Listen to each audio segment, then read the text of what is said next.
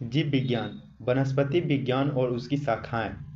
First question है, जीव विज्ञान शब्द का प्रयोग सर्वप्रथम किसने किया था? लैमार्क तथा ट्रेविनेनस। जीव विज्ञान शब्द का प्रयोग सर्वप्रथम किसने किया? लैमार्क तथा ट्रेविनेनस। जीव विज्ञान के जनक के नाम से किसे जाना जाता है? फादर्स ऑफ बायोलॉजी, अरस्तु को। जीव विज्ञान का जनक किसे कहा जाता है? अरस्तु को। जंतु विज्ञान के जनक कहलाते हैं अरस्तु। जंतु विज्ञान के जनक कहलाते हैं अरस्तु। वनस्पति शास्त्र का जनक कौन है? थियोफ्रेस्टस। वनस्पति शास्त्र का जनक कौन है? थियोफ्रेस्टस। चिकित्सक शास्त्र का जनक किसे कहा जाता है? हिपोक्रेटस। चिकित्सक शास्त्र का जनक किसे कहा जाता है? हिपोक्रेटस। अगला क्वेश्चन है, बॉटनी शब्द की उत्पत्ति किस भाषा के शब्द से हुई थी? ग्रीक। बॉटनी शब्द की उत्पत्ति किस भाषा के शब्द से हुई थी? ग्रीक। हिस्टोर प्लांटनुमा पुस्तक के लेखक कौन है? थियोफ्रेस्टस। हिस्टोर प्लांटनुमा पुस्तक के लेखक कौन है? थियोफ्रेस्टस। हिस्टोरल एनिमल पुस्तक के लेखक कौन है? अरस्तु। हिस्टोरल एनिमल पुस्तक के लेखक कौन है? अरस्तु। चिकित्सक शास्त्र के विद्यार्थियों को किसकी शपथ दिलाई जाती है? हिपोक्रेटस। चिकित्सक शास्त्र के विद्यार्थियों को किसकी शपथ दिलाई जाती है? हिपोक्रेटस। वह विज्ञान जिसका संबंध जीवधारियों के अध्ययन से होता है कहलाता है जीव विज्ञान। वह विज्ञान जिसका संबंध जीवधारियों के अध्ययन से है कहलाता है जीव विज्ञान। फाइकोलॉजी में किसका अध्ययन किया जाता है? शैवालों का। फाइकोलॉजी में किसका अध्ययन किया जाता है? शैवालों का। पर्यावरण का अध्ययन जीव विज्ञान की किस शाखा के अंतर्गत किया जाता है? पारिस्थितिकी। पर्यावरण का अध्ययन जीव विज्ञान की किस शाखा के अंतर्गत किया जाता है? पारिस्थितिकी। फूलों के संवर्धन के विज्ञान को क्या कहते हैं? फ्लोरिकल्चर। फूलों के संवर्धन के विज्ञान को क्या कहते हैं? फ्लोरिकल्चर। डेंड्रोलॉजी का संबंध है झाड़ियों के अध्ययन से। डेंड्रोलॉजी का संबंध है झाड़ियों के अध्ययन से। पुष्पों का अध्ययन कहलाता है एंथ्रोलॉजी। पुष्पों का अध्ययन कहलाता है एंथोलॉजी। जीवाश्म वनस्पति विज्ञान में अध्ययन किया जाता है जीवाश्मों का। जीवाश्म वनस्पति विज्ञान में अध्ययन किया जाता है जीवाश्मों का। वनस्पति संवर्धन से संबंधित विज्ञान की शाखा को कहते हैं हॉर्टिकल्चर। वनस्पति संवर्धन से संबंधित विज्ञान की शाखा को कहते हैं हॉर्टिकल्चर। जीवों एवं वातावरण के अंदर अभिक्रिया से संबंधित जीव विज्ञान की शाखा कहलाती है पारिस्थितिकी। जीवों एवं वातावरण के अंतर अभिक्रिया से संबंधित जीव विज्ञान की शाखा कहलाता है पारिस्थितिकी। वनस्पति विज्ञान की वह शाखा जिसमें शैवालों का अध्ययन किया जाता है फाइकोलॉजी। वनस्पति विज्ञान की वह शाखा जिसमें शैवालों का अध्ययन किया जाता है फाइकोलॉजी। सिल्वीकल्चर वनस्पति विज्ञान की वह शाखा है जिसमें वन के विकास। सिल्वीकल्चर वनस्पति विज्ञान की वह शाखा है जिनमें वन की विकास होता है। अगला क्वेश्चन है, एस्पोमोलॉजी में किसका अध्ययन किया जाता है? बीज का। एस्पोमोलॉजी में किसका अध्ययन किया जाता है? बीज का। एग्रोएस्ट्रोलॉजी में अध्ययन किया जाता है घासों का। एग्रोएस्ट्रोलॉजी में अध्ययन किया जाता है घास का। पीडोलॉजी में अध्ययन किया जाता है भूमि का। पीडोलॉजी में अध्ययन किया जाता है भूमि का। अनुवांशिकता एवं विभिन्नता के बारे में जानकारी देने वाला वनस्पति विज्ञान की शाखा को कहते हैं अनुवांशिकी। अनुवांशिकता एवं विभिन्नता के बारे में जानकारी देने वाले वनस्पति विज्ञान की शाखा को कहते हैं अनुवांशिकी। पौधे के नाम देने वाला विज्ञान कहलाता है वर्गीकी। पौधे के नाम देने वाला विज्ञान कहलाता है वर्गीकी। फलों का अध्ययन कहलाता है पोमोलॉजी। फलों का अध्ययन कहलाता है पोमोलॉजी। परागकणों का अध्ययन कहलाता है पैलिनोलॉजी। परागकणों का अध्ययन कहलाता है पैलिनोलॉजी। संसार में पौधे के वितरण का अध्ययन क्या कहलाता है? फाइटोजोग्राफी। संसार में पौधे के वितरण को कहा जाता है फाइटोजोग्राफी। साग सब्जी उत्पन्न करने वाले पौधे का अध्ययन कहलाता है ओलेरीकल्चर। साग सब्जी उत्पन्न करने वाले पौधे का अध्ययन कहलाता है ओलेरीकल्चर। वार्षिक वलयों का अध्ययन कहलाता है डेंड्रोक्राइनोलॉजी। वार्षिक वलयों का अध्ययन कहलाता है डेंड्रोक्राइनोलॉजी। सजावटी वृक्ष तथा झाड़ियों के संवर्धन से संबंधित अध्ययन कहलाता है आर्बोरिकल्चर। सजावटी वृक्ष तथा झाड़ियों के संवर्धन के विज्ञान को कहते हैं आर्बोरिकल्चर। पौधे की आंतरिक संरचना का अध्ययन कहलाता है शारीरिक। पौधे की आंतरिक संरचना का अध्ययन कहलाता है शारीरिक। पादप विज्ञान की शाखा कवक शास्त्र में किसका अध्ययन किया जाता है? फफूंद का। पादप विज्ञान की शाखा कवक शास्त्र में किसका अध्ययन किया जाता है? फफूंद का। एग्रोएस्ट्रोलॉजी है कृषि के साथ साथ भूमि पर काष्ठीय बारहमासी वृक्ष। एग्रोएस्ट्रोलॉजी है कृषि के साथ साथ उसी भूमि पर काष्ठीय बारहमासी वृक्ष लगाना। वृक्ष संवर्धन किसका अध्ययन है? वृक्षों एवं वनस्पति की खेती। वृक्ष संवर्धन किसका अध्ययन है? वृक्ष एवं वनस्पति की खेती। जीव द्रव के पृथक्करण एवं संयोजन से संबंधित वनस्पति विज्ञान की शाखा कहलाती है टिश्यू कल्चर। जीव द्रव के पृथक्करण एवं संयोजन से संबंधित वनस्पति विज्ञान की शाखा कहलाती है टिश्यू कल्चर। निम्नलिखित में कौन एक सही सुमेलित नहीं है?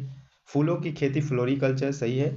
फसलों की खेती एग्रोनॉमी ठीक है। फूलों की खेती पोमोलॉजी, फलों की खेती पोमोलॉजी सही है, लेकिन सजावटी सब्जियों का खेती हॉर्टिकल्चर नहीं होगा, आर्बोरिकल्चर होता है, ये गलत है।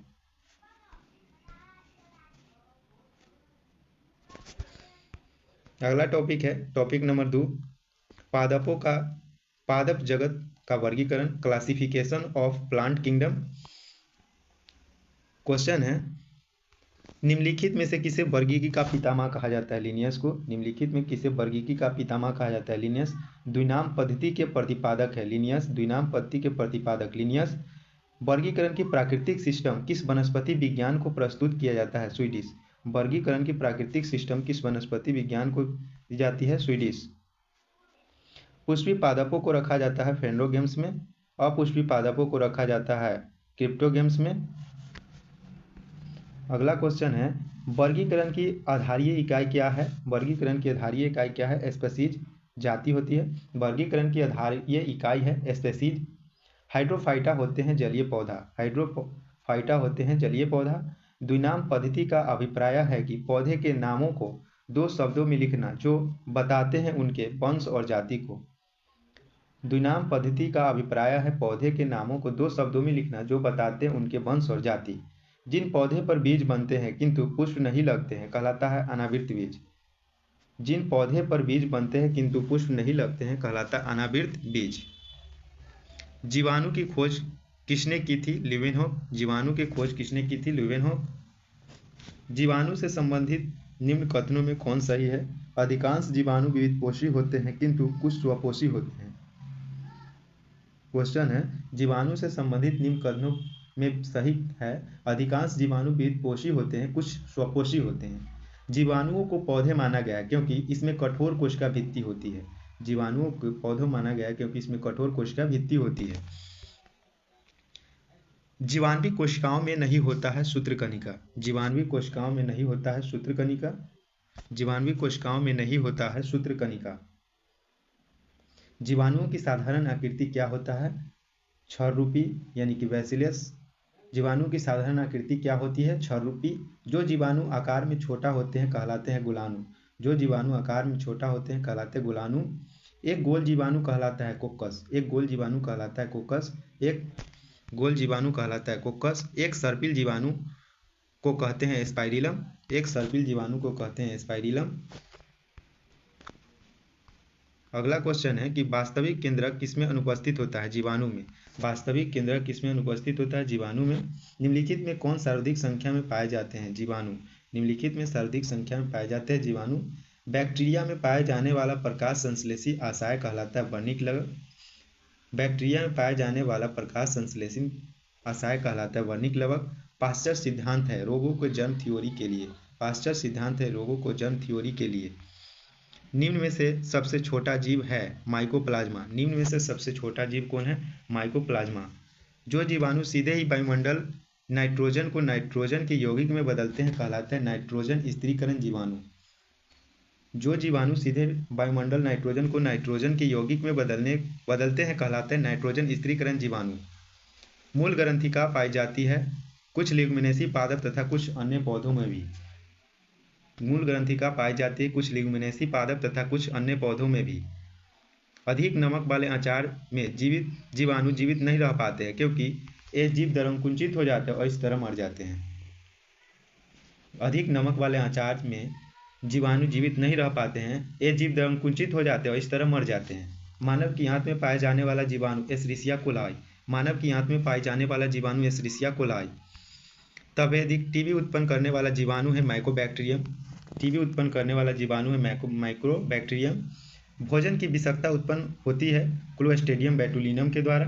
भोजन की विषाक्तता उत्पन्न होती है क्लोस्ट्रीडियम बोटुलिनम द्वारा। एंटीबायोटिक्स अधिकांशतः प्राप्त होते हैं जीवाणुओं से। एंटीबायोटिक्स अधिकांशतः प्राप्त होते हैं जीवाणुओं से। यदि एक जीवाणु कोशिका प्रति 20 मिनट में विभाजित होती है तो 2 घंटे में कितने जीवाणु बनेंगे? 64। यदि एक जीवाणु कोशिका प्रति 20 मिनट में विभाजित होती है तो 2 घंटे में कितने जीवाणु बनेंगे? 64। नाइट्रोजन यौगीकरण में निम्नलिखित में से कौन सी फसल सहायक है? फली। नाइट्रोजन यौगीकरण में कौन सी फसल सहायक है? फली। नाइट्रोजन स्थिरीकरण में लेग हीमोग्लोबिन का कार्य क्या है? ऑक्सीजन का अवशोषण। नाइट्रोजन स्थिरीकरण में लेग हीमोग्लोबिन का कार्य क्या है? ऑक्सीजन का अवशोषण। निम्नलिखित में कौन सा रोग बैक्टीरिया से होता है? तपेदिक। निम्न में से कौन सा रोग बैक्टीरिया से होता है? तपेदिक, टीबी। अगला क्वेश्चन है कि मृदा में धान की पैदावार बढ़ाने वाला मुक्तजीवी जीवाणु कौन सा है? एनाबीना। मृदा में धान की पैदावार बढ़ाने वाला जीवाणु कौन सा? एनाबीना। प्रशीतन खाद परीक्षण में मदद करता है जैव रासायनिक अभिक्रिया की दर को कम कर। प्रशीतन खाद परीक्षण में मदद करता है जैव रासायनिक अभिक्रिया की दर को कम कर। दही जमने में निम्नलिखित में से किस सूक्ष्म जीवाणु का प्रयोग होता है? लैक्टोबैसिलस का। दही जमने में निम्नलिखित में किस सूक्ष्म जीवाणु का प्रयोग होता है? लैक्टोबैसिलस का। निम्नलिखित में से किसके द्वारा दूध खट्टा होता है? बैक्टीरिया के द्वारा। निम्नलिखित में से किसके द्वारा दूध खट्टा होता है? बैक्टीरिया। दूध से दही के रूप में जमने का कारण लैक्टोबैसिलस। दूध से दही के रूप में जमने का कारण लैक्टोबैसिलस। निम्न में से कौन सा सहजीवी नाइट्रोजन यौगीकरण जीवाणु है? राइजोबियम। निम्न में से कौन सा सहजीवी नाइट्रोजन यौगीकरण जीवाणु है? राइजोबियम। सर्वप्रथम विषाणु वायरस की खोज इवान वस्की। सर्वप्रथम विषाणु वायरस की खोज इवान वस्की। विषाणु माने जाते हैं सजीव और निर्जीव के बीच की ट्रांजिशनल ग्रुप। विषाणु माने जाते हैं सजीव और निर्जीव के बीच की ट्रांजिशनल ग्रुप। निम्नलिखित में से किसमें एंजाइम नहीं होते हैं? विषाणु में। निम्नलिखित में किसमें एंजाइम नहीं होते? विषाणु। टीएमवी शब्द संबंधित है विषाणुओं से। टीएमवी शब्द संबंधित है विषाणु से। हाइड्रोफोबिया रोग उत्पन्न होता है विषाणु से। हाइड्रोफोबिया रोग उत्पन्न होता है विषाणु से। कुत्ते के काटने से जिस विषाणु के द्वारा घात रोग उत्पन्न होता है कहलाता है हाइड्रोफोबिया। कुत्ते को काटने से जिस विषाणु के द्वारा घात रोग उत्पन्न होता है कहलाता है हाइड्रोफोबिया। चेचक के लिए टीके का विकास किया था एडवर्ड जेनर। चेचक के लिए टीके का विकास किया एडवर्ड जेनर। एडवर्ड जेनर ने खोज की थी चेचक के टीका। एडवर्ड जेनर खोज की चेचक का टीका। विषाणु वृद्धि करता है जीवित कोशिकाओं में। विषाणु वृद्धि करता है जीवित कोशिकाओं में। विषाणु निर्जीव माने जाते हैं क्योंकि ये क्रिस्टलाइज हो जाते हैं। विषाणु निर्जीव माने जाते हैं क्योंकि ये क्रिस्टलाइज हो सकते हैं। एंजाइम अनुपस्थित होते हैं विषाणुओं में। एंजाइम अनुपस्थित होते हैं विषाणुओं में। एड्स का कारण है T4 लिम्फोसाइट की कमी। एड्स का कारण है T4 लिम्फोसाइट की कमी। HIV द्वारा होने वाला रोग है एड्स। HIV द्वारा होने वाला रोग कौन है? एड्स। एड्स वायरस क्या होता है? एक सूची आरएनए। एक सूची का आरएनए। एड्स वायरस क्या होता है? एड्स सूची का आरएनए। एड्स का कारण है वायरस। एड्स का कारण है वायरस। इबोला क्या है? इबोला वायरस है। इबोला क्या है? एक वायरस है। एड्स फैलता है शारीरिक संपर्क बनाने से। एड्स फैलता है शारीरिक संपर्क बनाने से। विषाणु में क्या होता है? न्यूक्लिक एसिड और प्रोटीन। विषाणु में क्या होता है? न्यूक्लिक एसिड और प्रोटीन। सार्स क्या है? विषाणु जनित रोग है। सार्स क्या है? विषाणु जनित रोग है। खसरा निम्नलिखित संक्रमण का कारण होता है विषाणु। खसरा निम्नलिखित संक्रमण का कारण होता है विषाणु। निम्नलिखित में से कौन सा रोग विषाणु का कारण होता है? चेचक। विषाणु के कारण होता है चेचक। जंतुओं में होने वाली फुट एंड माउथ रोग किसके कारण उत्पन्न होता है? विषाणु। जंतुओं में होने वाली फुट एंड माउथ रोग किसके कारण होता है? विषाणु। आलू में मोजैके रोग का कारण तत्व क्या है? विषाणु। आलू में मोजैके रोग का कारण क्या है? विषाणु। शैवाल विज्ञान एल्गोलॉजी किसका अध्ययन है? शैवाल का। शैवाल विज्ञान किसका अध्ययन है? शैवाल का। शैवालों की कोशिका भित्ति किसकी बनी होती है? सेलुलोज की। शैवाल की कोशिका भित्ति बनी होती है सेलुलोज की। हाइड्रा की स्रावी कोशिकाओं में कौन सी सहजीवी शैवाल मिलता है? यूक्लेरा। हाइड्रा की सहजीवी कोशिकाओं में कौन सा सहजीवी शैवाल मिलता है? यूक्लेरा। सरगैसो समुद्र का नाम पड़ा है शैवालों का कारण। सरगैसो समुद्र का नाम पड़ा है शैवालों के कारण। गलकंड रोग से बचा जा सकता है और कुछ समुद्री खरपतवार खाने से इसका इलाज होता है क्योंकि इसमें प्रचुर मात्रा में होता है आयोडीन। गलकंड रोग से बचा जा सकता है और कुछ समुद्री खरपतवार खाने से इसका इलाज होता है क्योंकि इसमें प्रचुर मात्रा में होता है आयोडीन। किस शैवाल में आयोडीन प्राप्त होता है? लेमिनेरिया। किस शैवाल से आयोडीन प्राप्त होता है? लेमिनेरिया। केल्प प्राप्त होता है समुद्री शैवाल से। केल्प प्राप्त होता है समुद्री शैवाल से।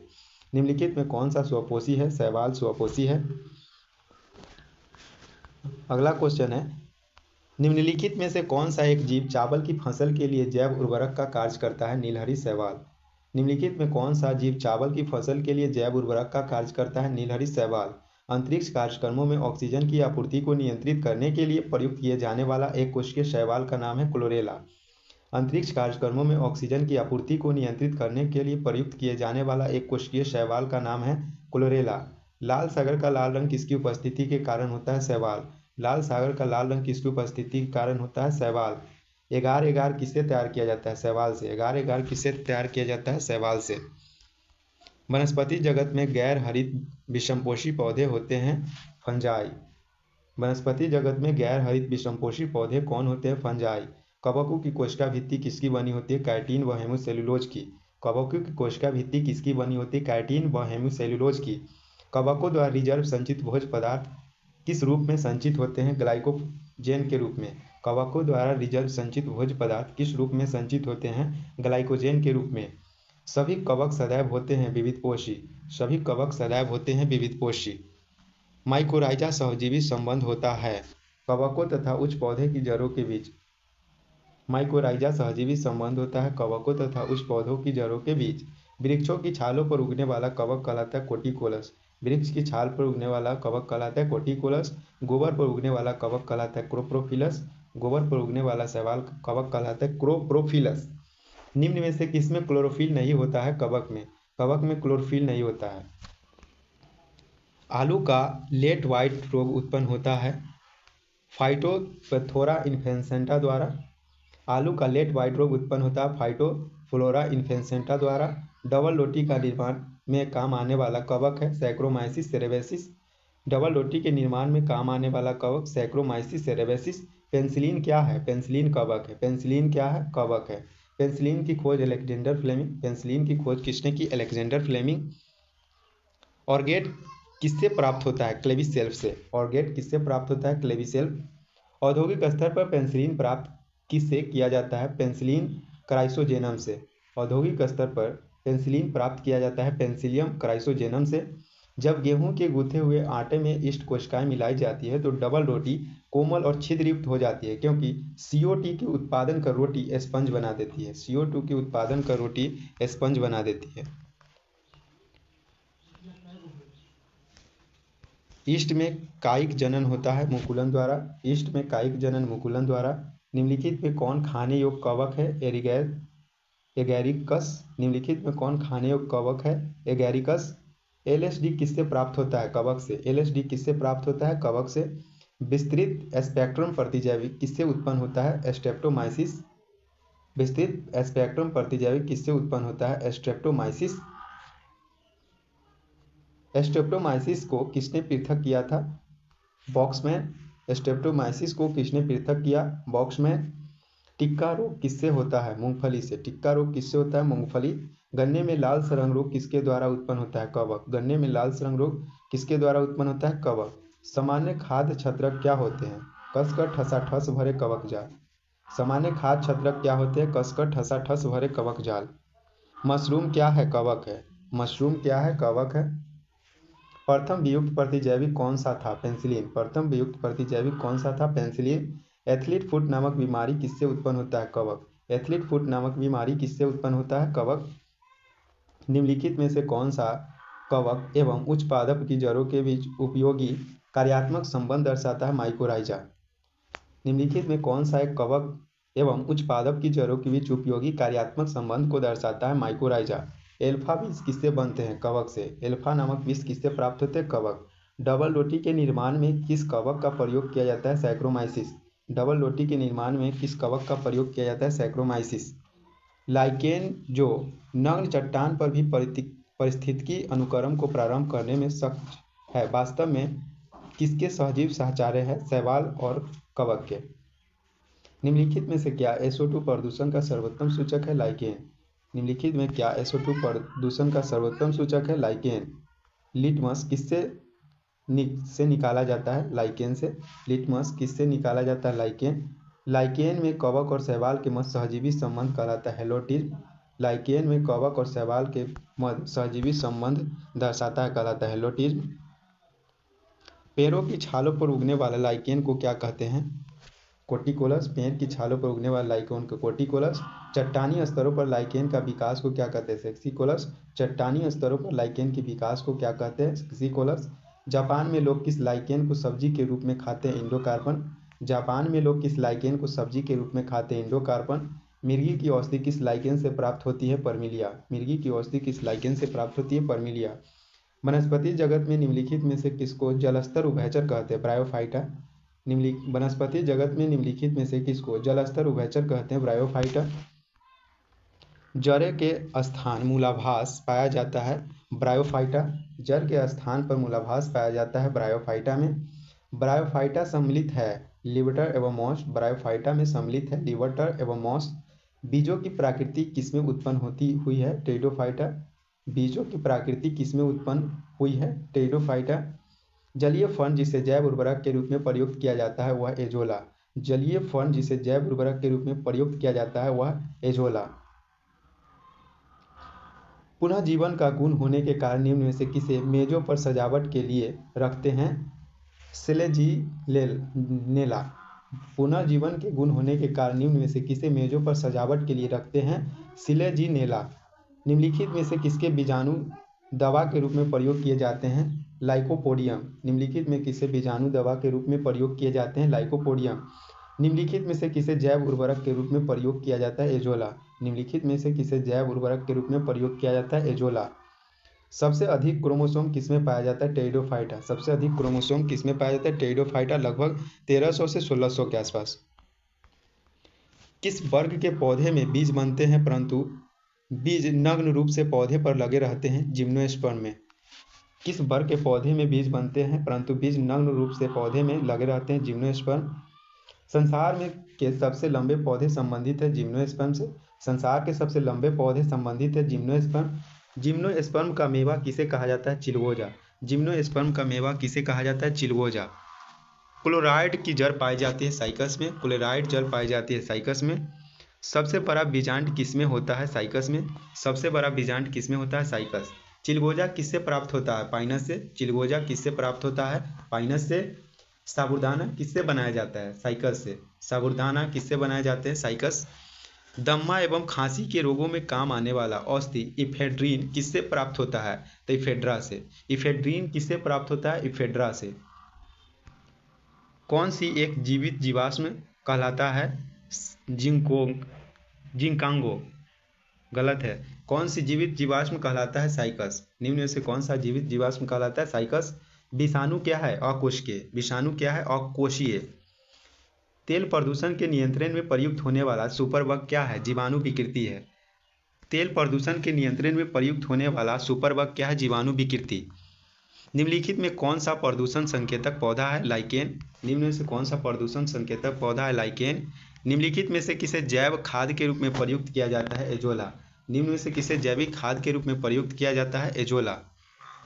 चैप्टर नंबर 3, पादप आकार की प्लांट मॉर्फोलॉजी। चैप्टर नंबर 3, पादप आकार की प्लांट मॉर्फोलॉजी।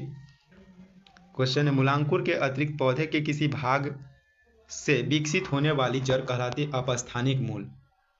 मूलांकुर के अतिरिक्त पौधे के किसी भाग से विकसित होने वाली जड़ कहलाती है अपस्थानिक मूल।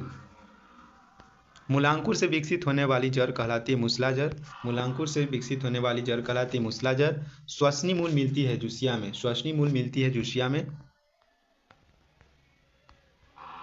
डहेलिया की जड़ होती है कंदील तथा पुलकित। डहेलिया की जड़ें होती है कंदील तथा पुलकित। उपरोही मूल मिलती है आर्किस में। उपरोही मूल मिलती है आर्किस में। न्यूमेंटाफोर श्वसन मूल प्रायः मिलती है मैंग्रोव पादप में। न्यूमेंटाफोर श्वसन मूल प्रायः मिलती है मैंग्रोव पादप में। आर्किस में बिलामेन जड़ें होती है नमी अवशोषित करने के लिए। आर्किस में बिलामेन जड़ें होती है नमी अवशोषित करने के लिए। निम्नलिखित में कौन सा एक जड़ नहीं है? आलू। निम्नलिखित में कौन एक जड़ नहीं है? आलू। अवस्तंभ मूल पाई जाती है गन्ने में। अवस्तंभ मूल पाई जाती है गन्ने में। स्तंभ मूल होती है अपस्थानिक जड़। स्तंभ मूल होती है अपस्थानिक जड़। जड़ें विकसित होती है मूलांकुर से। जड़ विकसित होती है मूलांकुर से। गाजर है जड़। गाजर क्या है? एक जड़ है। जड़ के किस भाग में सर्वाधिक वृद्धि होती है? मूल शीर्ष के ठीक पीछे। जड़ के किस भाग में सर्वाधिक वृद्धि होती है? मूल शीर्ष के ठीक पीछे।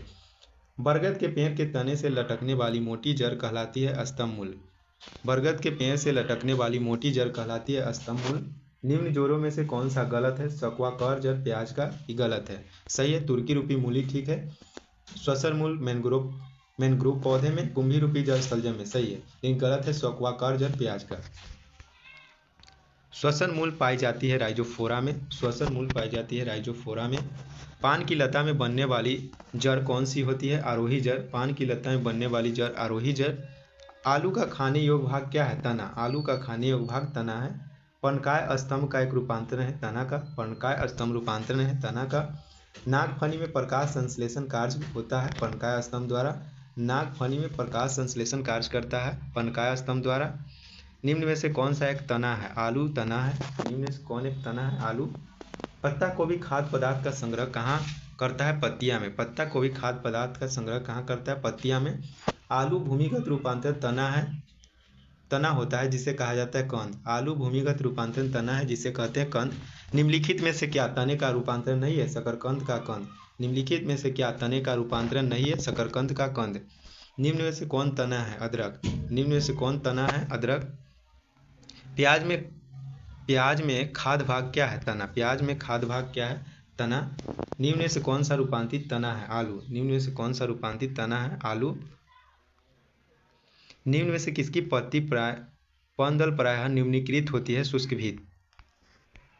निम्न में से किसकी पत्ती में पर्णदल प्रायः निम्नीकृत होती है? शुष्कभित। कैक्टस में शूल किसका रूपांतरण है? पत्ते का। कैक्टस में शूल किसका रूपांतरण है? पत्ते का। पुष्पों का अध्ययन कहलाता है एंथ्रोलॉजी। पुष्पों का अध्ययन कहलाता है एंथ्रोलॉजी। वे पौधे जिनमें कभी पुष्प नहीं बनते हैं कहलाते हैं क्रिप्टोगेम्स। वे पौधे जिनमें कभी पुष्प नहीं बनते हैं कहलाते हैं क्रिप्टोगेम्स। पुष्प पूर्ण पुष्प पाया जाता है सभी चारों चक्र में। उमंग, जायांग, बाह्यदल पुंज, दलपुंज, सभी चारों चक्र में। पुष्प के जनन चक्र है पुमंग और जायांग। पुष्प के जनन चक्र पुमंग और जायांग है। निम्न में से कौन सा उभयलिंगी फूलों के बारे में सही है? उसमें केवल पुंकेसर और अंडप दोनों होते हैं। कुरंजी पुष्प के 12 वर्षों में एक बार खिलने का कारण होता है फ्लोरिजेंस का स्त्राव। कुरंजी पुष्प के 12 वर्षों में खिलने का कारण होता है फ्लोरिजेंस का स्त्राव। संसार का सबसे छोटा पुष्प क्या है? बुल्फिया। संसार का सबसे छोटा पुष्प बुल्फिया। फूलगोभी में पौधे का उपयोग भाग कौन सा है? ताजा पुष्प समूह।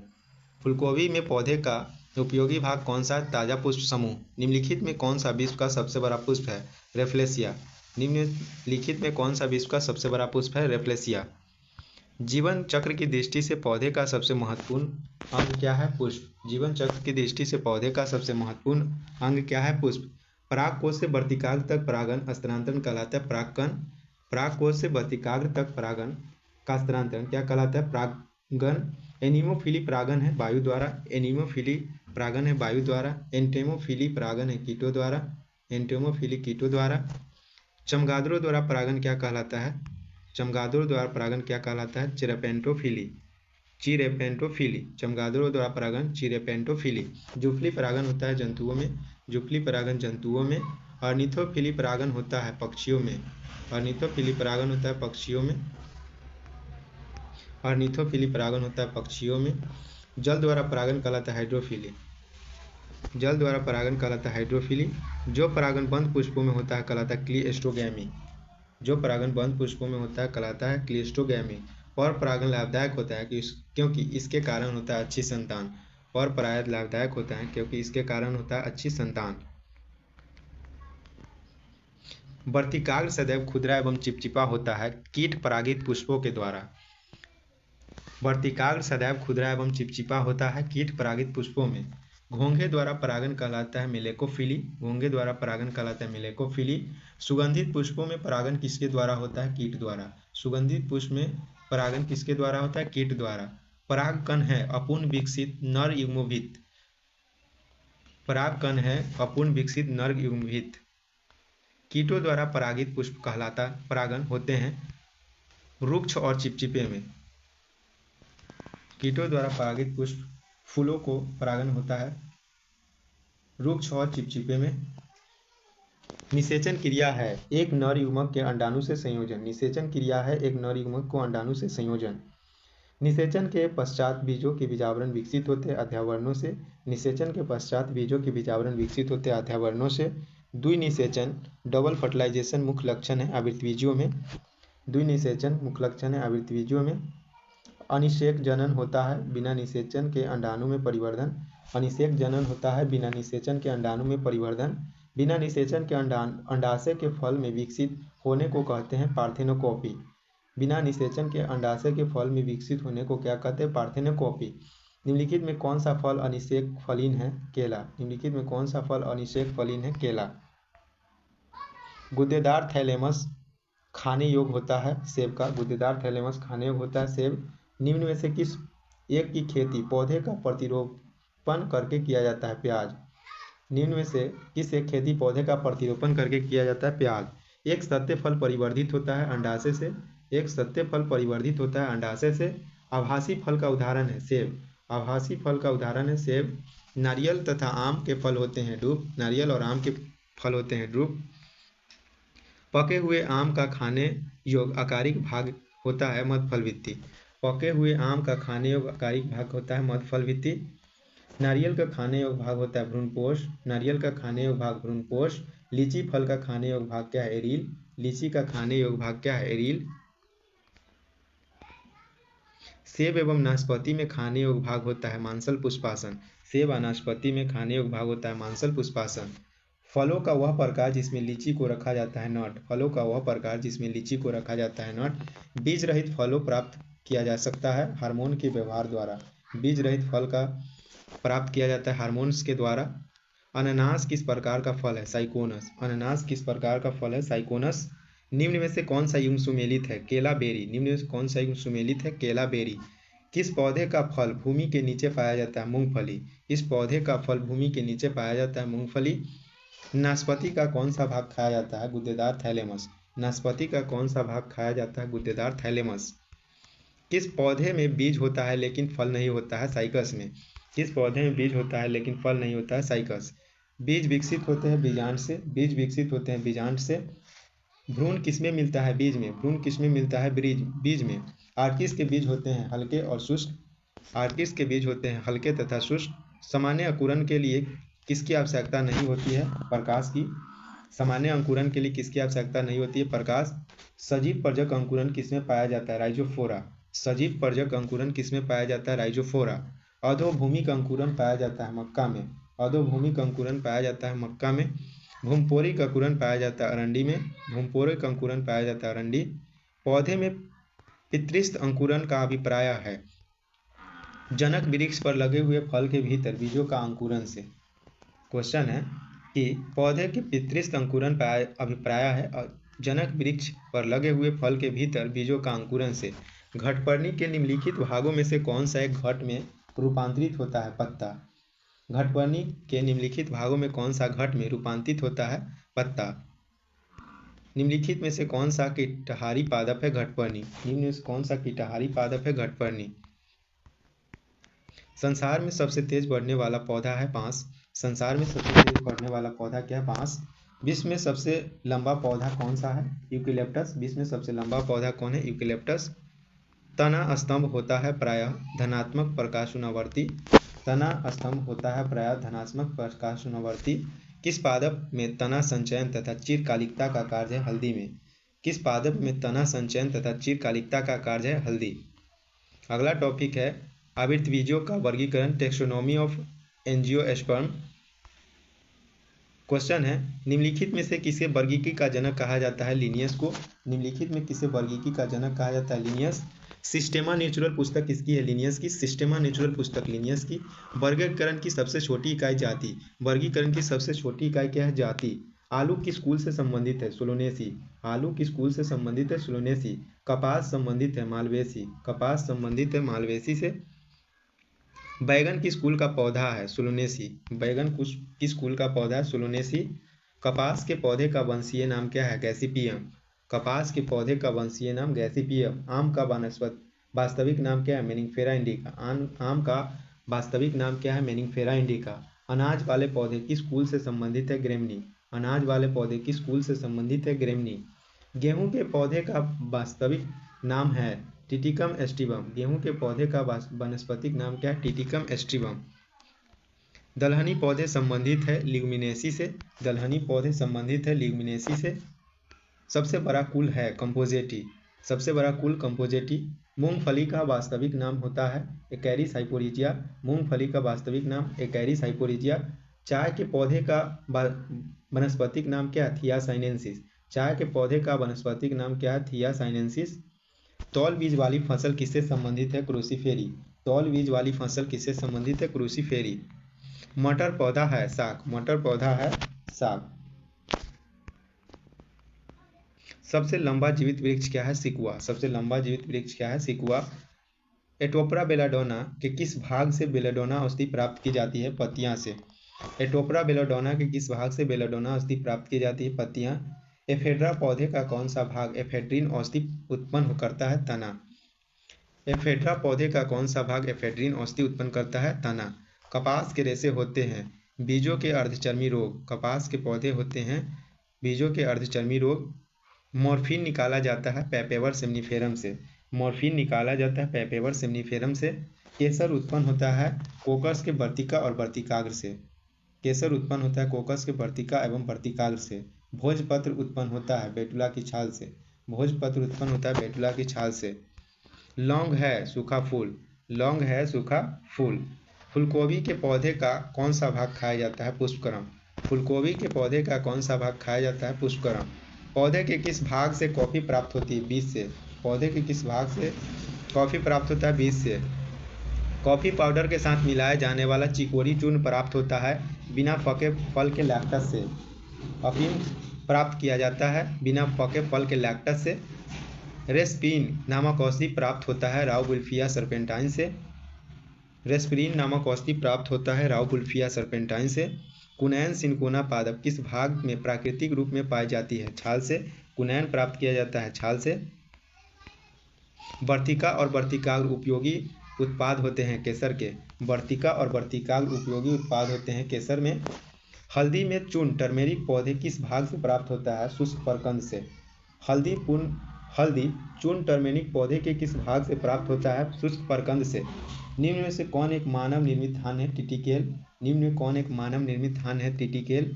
विटामिन सी का सबसे अच्छा स्रोत क्या है? आंवला। विटामिन सी का सबसे अच्छा स्रोत आंवला। तंबाकू की पत्तियां में होती है निकोटीन। तंबाकू की पत्तियां में होती है निकोटीन।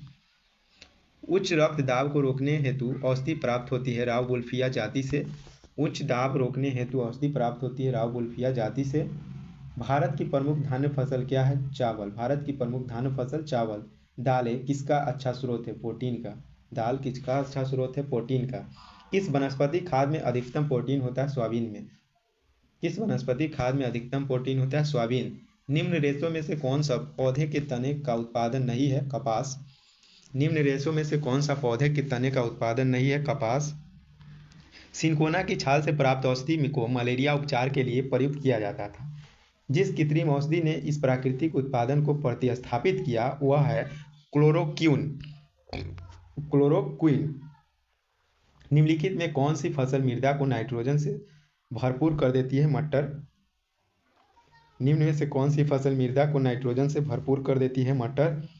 इस पेड़ की छाल मसाले के रूप में प्रयोग की जाती है? दालचीनी। इस पेड़ की छाल को मसाले के रूप में प्रयोग होता है? दालचीनी। निम्नलिखित में से किसमें प्रोटीन का सबसे अधिक स्रोत पाया जाता है? सोयाबीन में। सबसे ज़्यादा प्रोटीन का सबसे अधिक स्रोत सोयाबीन में। तारपीन का तेल प्राप्त किया जाता है चीड़ से। तारपीन का तेल प्राप्त किया जाता है चीड़ से। सामान्य प्रयोग में आने वाला मसाला लौंग कहाँ से प्राप्त होता है? फूल की कली से। सामान्य प्रयोग में आने वाला मसाला लौंग कहाँ से प्राप्त होता है? फूल की कली से। हशीश पौधे से प्राप्त की जाती है। यह बताइए कि पौधे के किस भाग से प्राप्त की जाती है?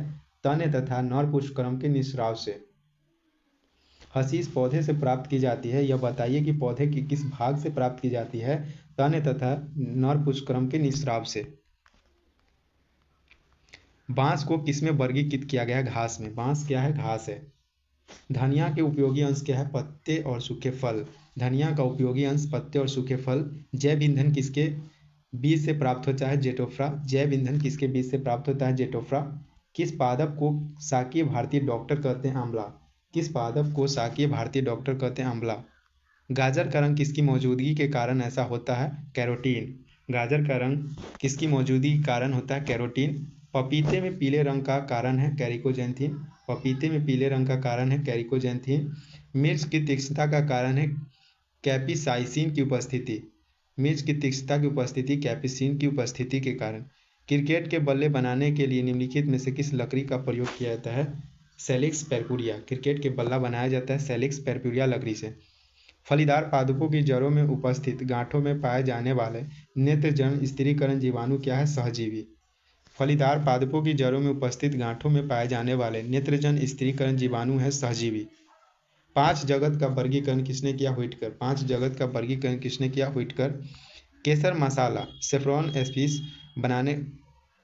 बनाने के लिए पौधे का निम्नलिखित में से कौन सा भाग उपयोग में लाया जाता है? वर्तिकाग्र। केसर मसाला बनाने के लिए वर्तिकाग्र का उपयोग। चंदन के पेड़ को क्या माना जाता है? आंशिक मूल परजीवी। चंदन के मूल को क्या कहा जाता है? चंदन के पेड़ को क्या कहा जाता है? आंशिक मूल परजीवी। दालें पादपों के इस कुल से प्राप्त किया जाता है? लिग्मिनेसी। दाल किस कुल के है? लिग्मिनेसी कुल के। पत्ती के लाल नारंगी और पीला रंग कैरोटीनॉइड के कारण होता है। पत्ती के लाल नारंगी और पीला रंग कैरोटीनॉइड के कारण होता है। गेहूं, जौ, नींबू, राई, नारंगी और बाजरा संबंधित है तीनों पादप परिवार। 3 पादप परिवार में गेहूं, जौ, नींबू, राई, नारंगी, बाजरा संबंधित है 3 पादप परिवारों से। वर्गीकरण की कैरोलस लिनियस प्रणाली है द्विपद। पादप कायिकी प्लांट पादप कायिकी पढ़ना है 5 नंबर टॉपिक। परासरण की परिभाषा है अर्धपरागमय कला से होकर कम से अधिक सांद्रता की ओर विलायक जल का प्रवाह। परासरण का परिभाषा है अर्धपरागमय कला से होकर कम से अधिक सांद्रता की ओर विलायक जल का प्रवाह। अधिक लवण वाले विलयन में एक कोशिकाओं को रखने पर वह सिकुड़ जाती है क्योंकि जल बाह्य परासरण द्वारा बाहर निकलता है।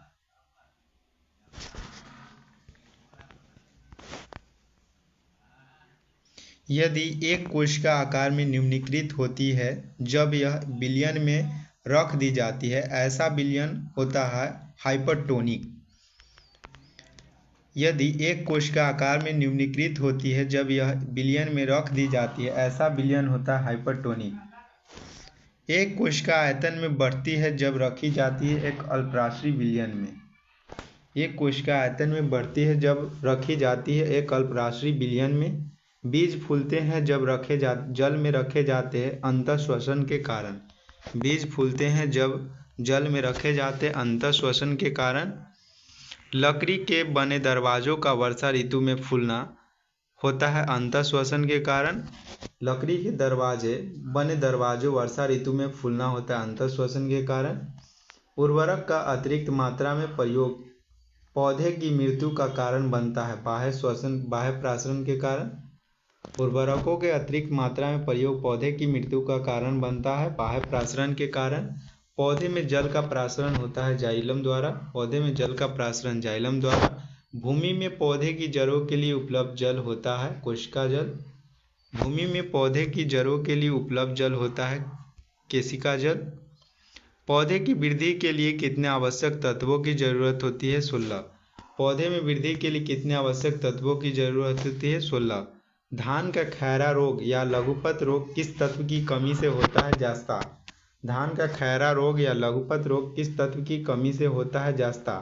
फूलगोभी का विटेल रोग किस तत्व की कमी से होता है? एमओ।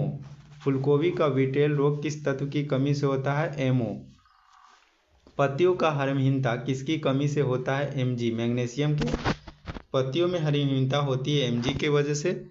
पौधे में वाष्पोत्सर्जन किसकी प्रक्रिया है? जल हानि। पौधे में वाष्पोत्सर्जन किसकी प्रक्रिया है? जल हानि। जल बिंदुओं के रूप में जल की हानि क्या कहलाती है? बिंदुस्राव। जल बिंदुओं के रूप में जल की हानि क्या कहलाते हैं? बिंदुस्राव। वाष्पोत्सर्जन में होता है पत्तियों से पानी वाष्प के रूप में निकलता है। वाष्पोत्सर्जन में होता है पत्तियों से पानी वाष्प के रूप में निकलता है। वाष्पोत्सर्जन यंत्र है पोटोमीटर। वाष्पोत्सर्जन यंत्र क्या है? पोटोमीटर। पौधे में वाष्पोत्सर्जन की क्रिया किसमें होती है? पूरा पौधा में होता है। पौधे में वाष्पोत्सर्जन की क्रिया किसमें होता है? पूरे पौधा। वह दशा जिसमें वाष्पोत्सर्जन अधिक तेजी से होती है निम्न नमी व ऊंचा तापमान। वह दशा जिसमें वाष्पोत्सर्जन अधिक तेजी से होता है निम्न नवीन ऊंचा तापमान।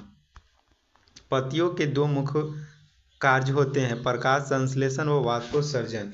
पौधे की दो मुख्य कार्य होते हैं, प्रकाश संश्लेषण व वाष्पोत्सर्जन। पौधे में होने वाली क्रियाओं में से एक जो इनका तापमान कम कर सकती है कहलाता है वाष्पोत्सर्जन। पौधे में होने वाली क्रियाओं में एक जो इनका तापमान कम कर सकती है वाष्पोत्सर्जन कहलाता है। किस क्रिया के फलस्वरूप पौधे में ऑक्सीजन का निकास एवं कार्बन डाइऑक्साइड का अवशोषण होता है? प्रकाश संश्लेषण द्वारा। किस क्रिया के फलस्वरूप पौधे में ऑक्सीजन का निकास एवं कार्बन डाइऑक्साइड का अवशोषण होता है? प्रकाश संश्लेषण। प्रकाश संश्लेषण के लिए इसकी जरूरत होती है इनमें से सभी, जल, पर्णहरित और धूप, इनमें से सभी प्रकाश संश्लेषण के लिए जरूरत होती है। प्रकाश संश्लेषण की क्रिया में क्या बाहर निकलता है? ऑक्सीजन कार्बन डाइऑक्साइड लेता है और ऑक्सीजन को बाहर निकालता है।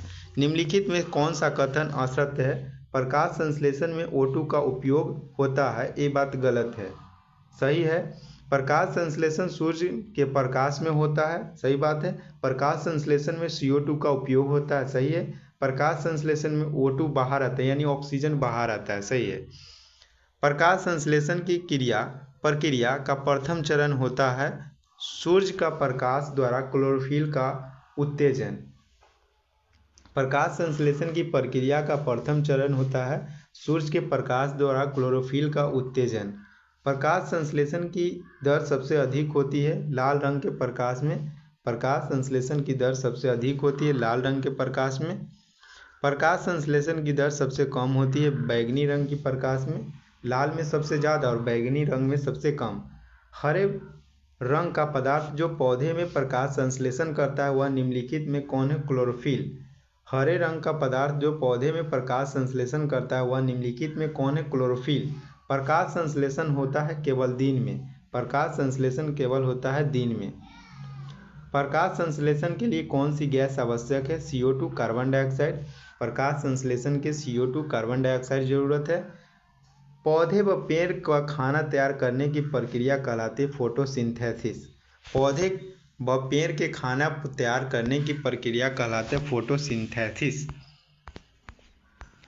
क्लोरोफिल में कौन सी पॉर्फिन होता है? मैग्नीशियम। क्लोरोफिल में कौन सी पॉर्फिन होता है? मैग्नीशियम।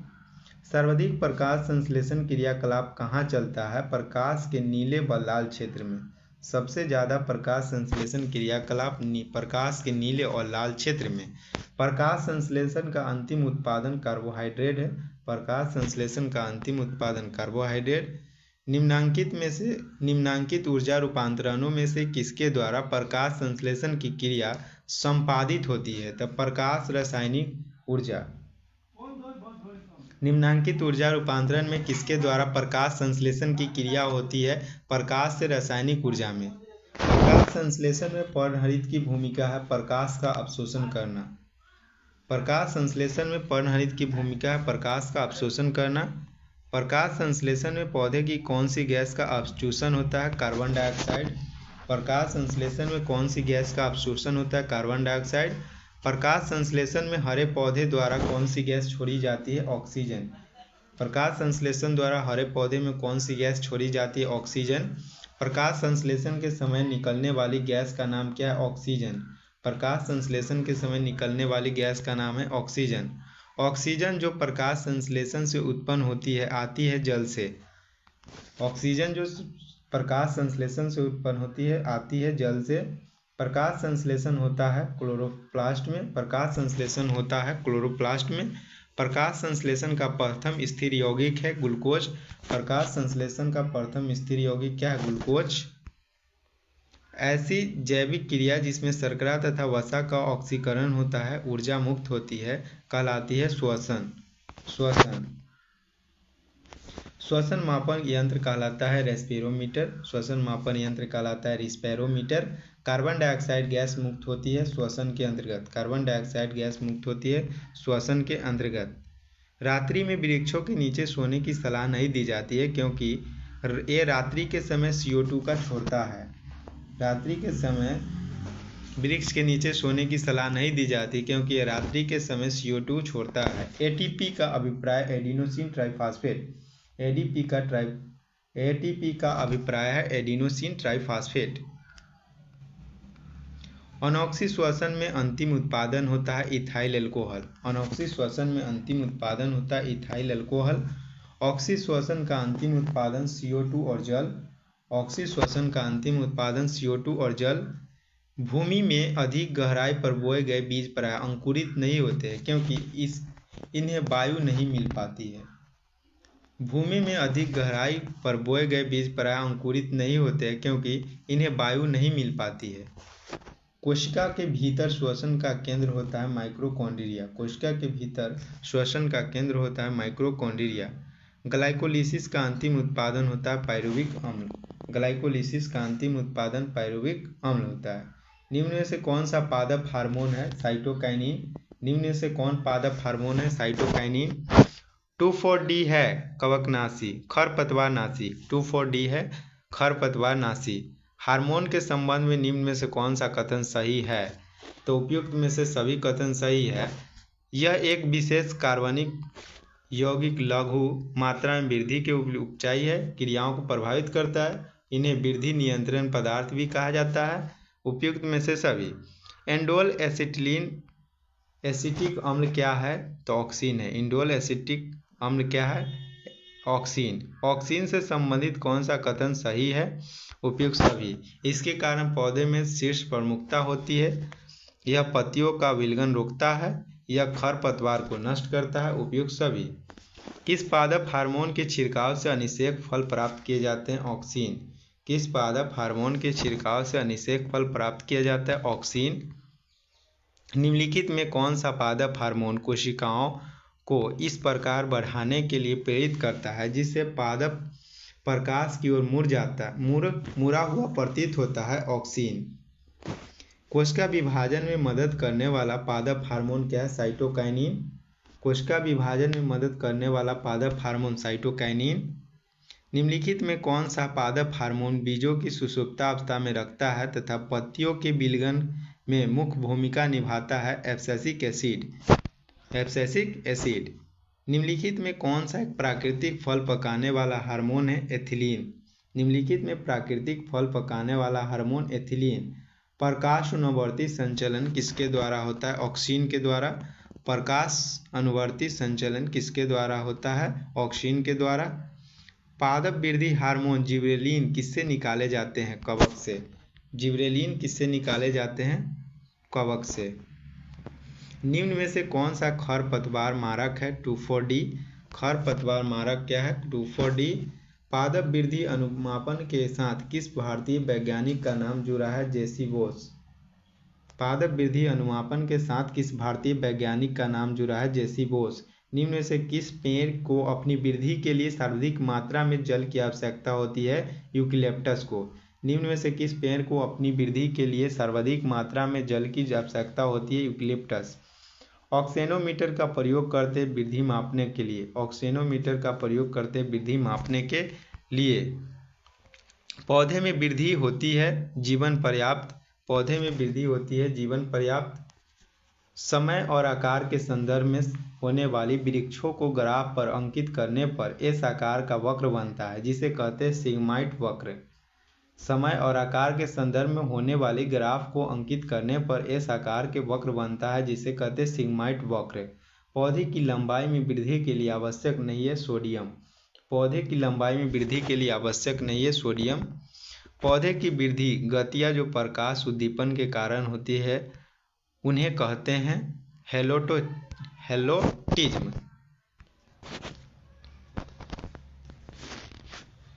हेलियोपोर्टिज्म। बाह्य उद्दीपनों द्वारा प्रेरित पादप की गति होती है कर्मानुकुंचन गति। छुई मुई की पत्तियां में गति होती है कर्मानुकुंचन। छुई मुई की पत्तियां में गति होती है कर्मानुकुंचन।